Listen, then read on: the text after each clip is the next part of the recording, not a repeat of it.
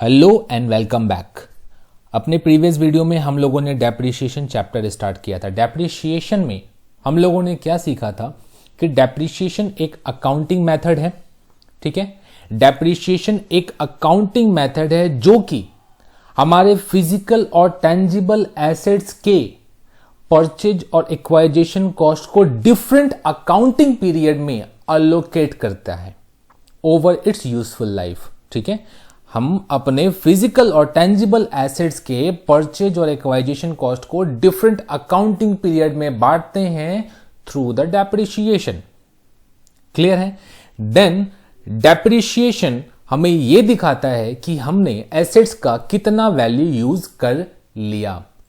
फिर पूरे साल में, पूरे अकाउंटिंग पीरियड में हमने जो रिवेन्यू जनरेट किया, उस रिवेन्यू को जनरेट करने के लिए हमने डेप्रिसिएशन का कितना, एसेट्स का कितना पोर्शन यूज किया, एसेट्स का कितना पोर्शन यूज किया उस रिवेन्यू को जनरेट करने में, ये हमें डेप्रिसिएशन से पता चलता है।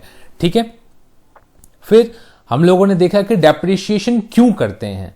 टू असर्टेन द प्रॉफिट और लॉस।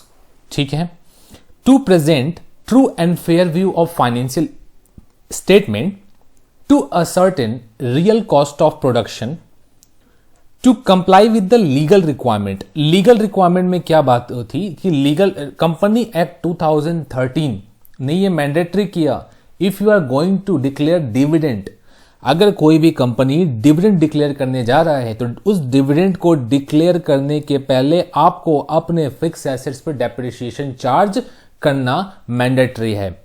ठीक है, एसेट्स को हम रिप्लेस करने जाएंगे तो उसके लिए भी डेप्रिसिएशन जरूरी है।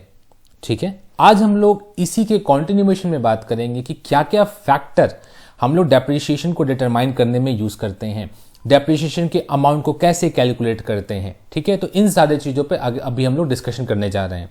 तो चलिए शुरू करते हैं।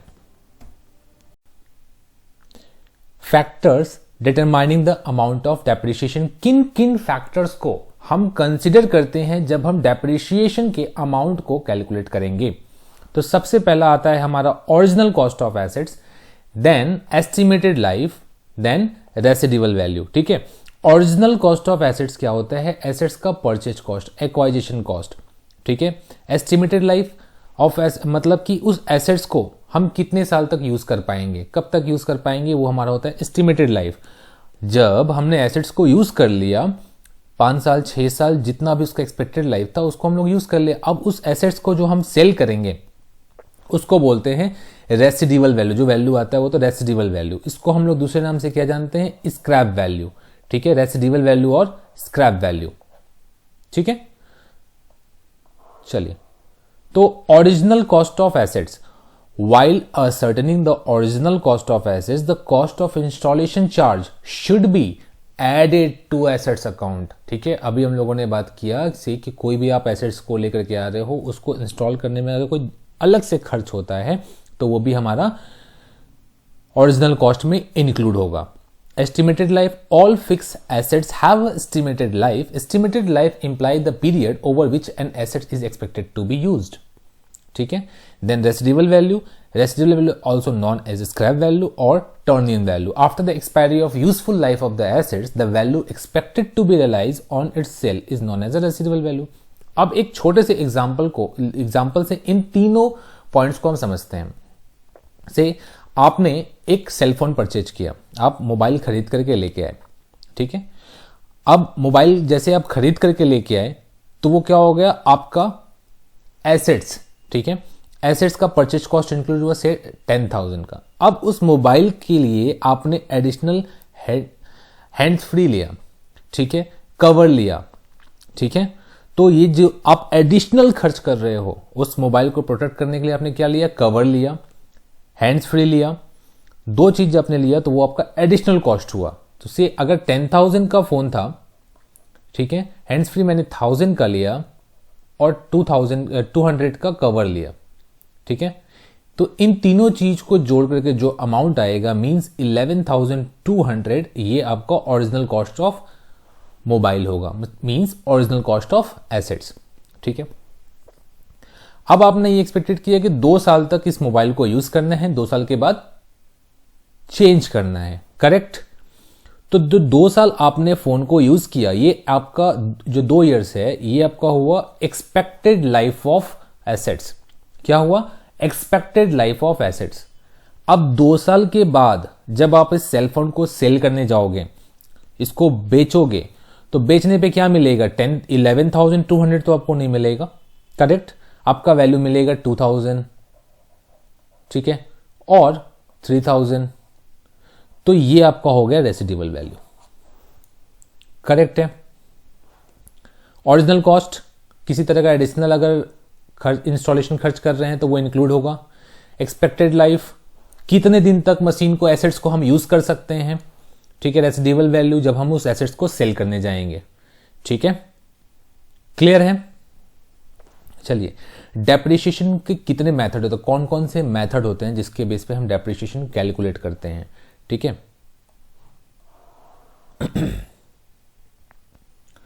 तो मेथड में स्ट्रेट लाइन मेथड, इसको हम बोलते हैं फिक्स्ड इंस्टॉलमेंट मेथड, और इसको हम लोग ओरिजिनल कॉस्ट मेथड भी बोलते हैं, ठीक है। क्या क्या? स्ट्रेट लाइन मेथड, इसको हम लोग बोलते हैं फिक्स्ड इंस्टॉलमेंट मेथड, और इसको ओरिजिनल कॉस्ट मेथड भी बोलते हैं, मतलब तीनों एक ही नाम है, ठीक है। देन हमारा आता है रिटन डाउन वैल्यू मेथड, और डिमिनिशिंग बैलेंस मेथड, और रिड्यूसिंग बैलेंस मेथड। ये तीनों भी सेम है, ठीक है। देन हमारा आता है अन्यूटी मेथड, डेप्रिसिएशन फंड और सिंकिंग फंड मेथड, ठीक है, insurance policy method, then revaluation method, then depletion और output method, then machine hour rate, ठीक है। तो सब पे एक एक करके डिस्कशन करते हैं, ठीक है। सबसे इंपॉर्टेंट और सबसे जो हम लोग यूज करते हैं प्रैक्टिकल लाइफ में होता है स्ट्रेट लाइन मेथड। जब भी आप प्रैक्टिकल काम करने जाओगे तो वहां पे स्ट्रेट लाइन, फिक्स्ड इंस्टॉलमेंट और ओरिजिनल कॉस्ट मेथड पे आपको ज्यादा काम देखने मिलता है, ठीक है। Then reducing WDV, written down value method, ठीक है। तो चलिए एक एक करके सब पे बात करते हैं। Straight line method, straight line method क्या कहता है कि हमारा जो रेट ऑफ डेप्रिसिएशन है, या डेप्रिसिएशन का अमाउंट है, वो फिक्स्ड होता है। मतलब अगर हम 10,000 करके डेप्रिसिएशन चार्ज कर रहे हैं तो हर साल हम 10,000 ही चार्ज करेंगे, ठीक है। तो डेप्रिसिएशन का जो अमाउंट होता है वो क्या होता है? फिक्स होता है, ठीक है। देखिए, fix amount of depreciation is charge every year throughout the effective life of assets. The amount and rate of depreciation are calculated as under. देखिए कैसे हम लोग अमाउंट ऑफ डेप्रिसिएशन को कैलकुलेट करते हैं। सिंपल सा है, जो हमारा एसेट्स का कॉस्ट है, अभी हम लोग सीख करके आए पहले, cost, original cost of assets, plus अगर किसी तरह का इंस्टॉलेशन पे खर्च किया, जैसे हम लोगों ने बात किया हेडसेट, मोबाइल कवर, ठीक है, माइनस स्क्रैप वैल्यू। अगर कोई स्क्रैप वैल्यू हो तो उसको वहां से हटाएंगे, और डिवाइड किससे करेंगे? किससे डिवाइड करेंगे? जितना भी उस एसेट्स का यूजफुल लाइफ है, मतलब जब तक हम उस एसेट्स का से 5 साल, तो 5 से डिवाइड कर देंगे, ठीक है। तो हमारा अमाउंट ऑफ डेप्रिसिएशन निकल के आ जाएगा। क्लियर है पार्ट? अब हमने अमाउंट ऑफ डेप्रिसिएशन निकाल लिया, बट कितने परसेंट से ये हमारा डेप्रिसिएशन चार्ज हुआ, मतलब क्या रेट था, क्या रेट लगाया इस डेप्रिसिएशन को चार्ज करने के लिए हमने, ये कैसे निकालेंगे? देखिए, जो भी हमारा अमाउंट ऑफ डेप्रिसिएशन आया, डेप्रिसिएशन का जो भी अमाउंट आया हमारा, ठीक है, डेप्रिसिएशन के अमाउंट को यहां लिखेंगे। देन ओरिजिनल कॉस्ट, ठीक है, depreciation divide by original cost multiply by 100। Clear है? तो यहां पे हमारा रेट ऑफ डेप्रिसिएशन निकल के चला आएगा, ठीक है, समझ गए। सिमिलरली अब हम WD पे बात करें, मींस रिटन डाउन वैल्यू पर अगर बात करें, तो रिटन डाउन वैल्यू में क्या होता है कि डेप्रिसिएशन हर साल चेंज होता है। जैसे जैसे एसेट्स का वैल्यू गिरता जाता है उसके ऊपर हम डेप्रिसिएशन चार्ज करते जाते हैं, ठीक है। फिक्स एसेट्स में हम लोग क्या देखें, सही, अगर 10,000 मशीन का कॉस्ट है और अगर हम 1,000 रुपया पहले साल में चार्ज कर रहे हैं, तो हर बार ये 1,000 ही चार्ज होगा। हर बार कितना चार्ज होगा? 1,000 ही चार्ज होगा। लेकिन अगर हम रिड्यूसिंग बैलेंस मेथड से कर रहे हैं, WDV से कर रहे हैं, यहां पे क्या हिसाब आएगा कि अगर डेप्रिसिएशन हमने 10,000 लिया, पहले ईयर में हमने 1,000 डेप्रिसिएशन चार्ज कर दिया, सेकेंड ईयर में ये जो डेप्रिसिएशन हमने चार्ज किया, ये डेप्रिसिएशन जो है ना, ये ओरिजिनल कॉस्ट से हट जाएगा, माइनस हो जाएगा। तो कितना बचा? 9,000। अब जो नेक्स्ट ईयर का डेप्रिसिएशन चार्ज होगा वो इस 9,000 पे चार्ज होगा, ना कि इस 10,000 पे। क्लियर है? तो रिड्यूसिंग डाउन वैल्यू मेथड में डेप्रिसिएशन हर साल चेंज होता है। जैसे जैसे एसेट्स का रेट कम होता जाएगा उसके ऊपर डेप्रिसिएशन चार्ज करते चले जाएंगे। क्लियर है? स्ट्रेट लाइन मेथड में हमने सीखा कि हमारा रेट ऑफ डेप्रिसिएशन फिक्स होता है और WD में हमारा रेट ऑफ डेप्रिसिएशन हर साल चेंज होता है। जैसे जैसे एसेट्स का वैल्यू गिरता है उसके ऊपर हम डेप्रिसिएशन चार्ज करते चले जाते हैं। ठीक है? क्लियर है कॉन्सेप्ट फिक्स इंस्टॉलमेंट का और रिटन डाउन वैल्यू मेथड का? चलिए, दोनों में डिफरेंस क्या है? ठीक है, दोनों का डिफरेंस देखते हैं एक बार।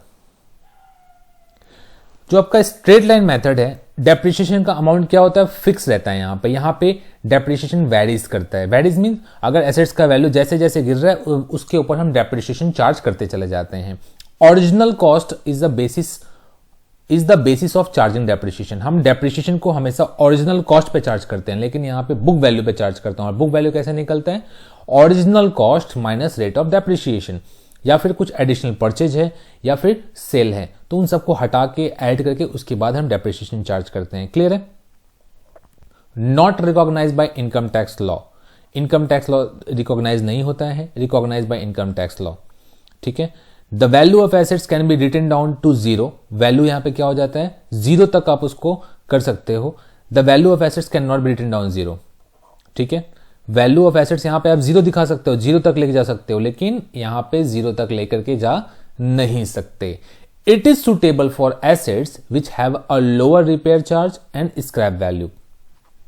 जिस एसेट्स का रिपेयर खर्चा कम है, मतलब मेंटेनेंस खर्चा कम है, उस पे हम इसको यूज करते हैं।